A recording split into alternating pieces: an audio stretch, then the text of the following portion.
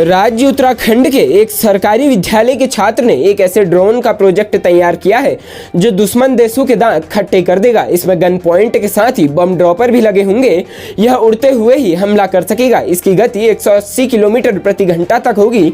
यह जमीन से 8 किलोमीटर ऊपर उड़ सकेगा, इसलिए आसानी से नजर में नहीं आएगा। इसमें पैरासूट भी होंगे जिससे खराब होने या बैटरी खत्म होने पर यह सीधे नीचे नहीं गिरेगा।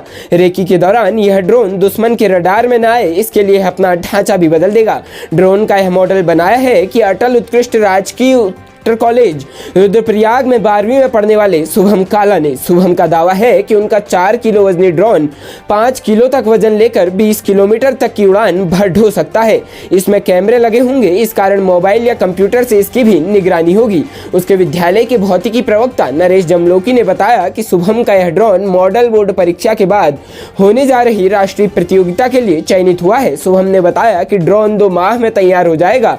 ड्रोन बनाने में लगभग 2.5 लाख रुपए का खर्च आ रहा है। यह भी बताया कि वह इससे पहले 8 ड्रोन बना चुका है। उन्होंने पहला ड्रोन 9वीं कक्षा में तैयार किया था। उड़ान के दौरान प्लास्टिक से बने ड्रोन के कुछ उपकरण जल गए थे। फिर उन्होंने ड्रोन को नए डिजाइन के साथ अपडेट किया।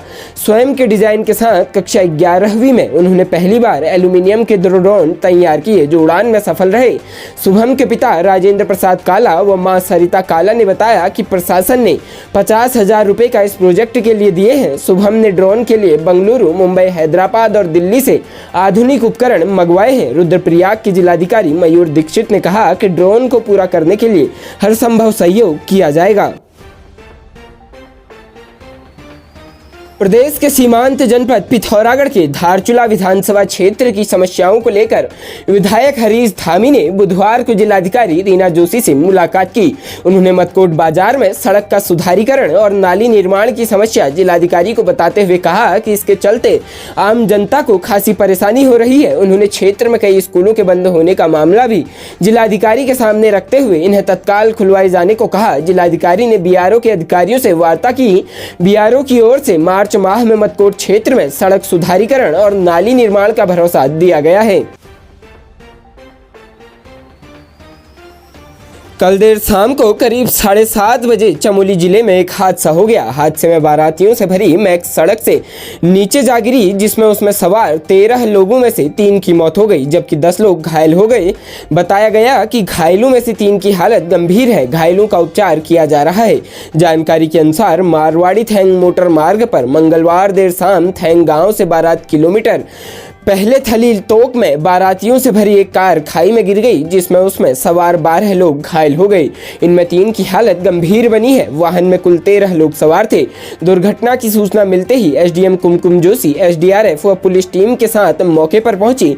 घायलों को स्थानीय नागरिकों की मदद से रेस्क्यू कर जोशीमठ सामुदायिक स्वास्थ्य केंद्र लाया गया, जहाँ उनका उपचार चल रहा है। थैंग गाँव के गाँव काड़ाखोला गाँव तोक से प्रवेश सिंह की बारात बुलेरो वाहन से किमाड़ा गाँव गई थी।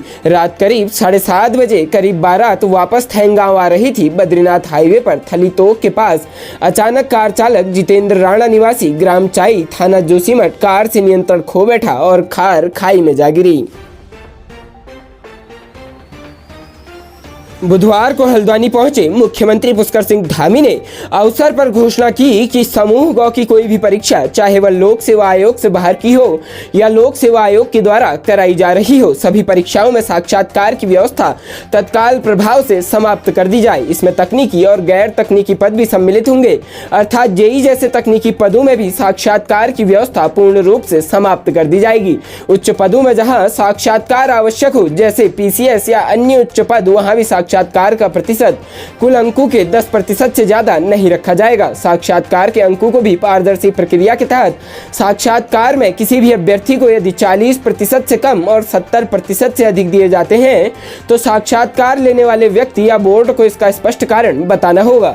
हजारों की संख्या में मौजूद युवाओं का अभिनंदन स्वीकार करते हुए मुख्यमंत्री पुष्कर सिंह धामी ने कहा कि हल्द्वानी में युवाओं द्वारा किए गए इस भव्य स्वागत से मैं अभिभूत हूँ। उन्होंने कहा, कड़ी मेहनत के दम पर परीक्षा देने वाले नौजवान के हक पर कोई डाका न डाल सके, युवाओं के हिस्से की सफलता का कोई और लाभ न उठा सके, इसके लिए राज्य सरकार कड़े से कड़ा उद्यम उठाने के लिए प्रतिबद्ध है। इन्हीं कदमों के अंतर्गत प्रतियोगी परीक्षाओं में नकल रोकने के लिए सरकार ने देश का सबसे कड़ा नकल विरोधी कानून बनाया। मुख्यमंत्री पुष्कर सिंह धामी ने कहा कि सरकार के लिए राज्य की जनता सर्वोपरि है। आने वाला बजट युवा और रोजगार केंद्रित बजट हो। हम ऐसा बजट लाने का प्रयास करेंगे जो प्रदेश के युवाओं की आशाओं और आकांक्षाओं के अनुरूप होगा। हम आने वाला बजट में प्रदेश की माताओं और बहनों को आत्मनिर्भर बनाने का कार्य करेंगे और प्रदेश के किसानों को खुशहाली प्रदान करने का भी प्रयास करेंगे। महिलाओं को अपना ख्याल और सुरक्षा की निगरानी स्वयं करनी चाहिए। युवतियों युवकों के साथ अंजाम से बेपरवाह हो चली जाती है, लेकिन ऐसी स्थिति भी आ सकती है। रामनगर कोतवाली क्षेत्र निवासी एक युवती को युवकों के साथ जाने की भारी कीमत चुकानी पड़ी है। युवकों ने उसके साथ सामूहिक दुष्कर्म कर दिया। युवती ने अपने साथ के 4 युवकों पर उसके साथ सामूहिक दुष्कर्म करने का आरोप लगाते हुए कोतवाली पुलिस में तहरीर दी है। पुलिस ने 4 आरोपियों पर मुकदमा दर्ज कर जाँच शुरू कर दी है। पीड़िता ने तहरीर में बताया कि बीती सोमवार की रात वह अपने दोस्तों के साथ घूमने गई थी, तभी मुरादाबाद यूपी के रहने वाले उसके साथी सलमान अंसारी, नदीम वसीम और सरफराज ने उसके साथ सामूहिक दुष्कर्म किया। विरोध करने पर गाली गलौज करते हुए मारपीट की और जान से मारने की धमकी दी। कोतवाल अरुण कुमार ने बताया कि 4 युवकों पर केस दर्ज कर जांच शुरू कर दी गई है।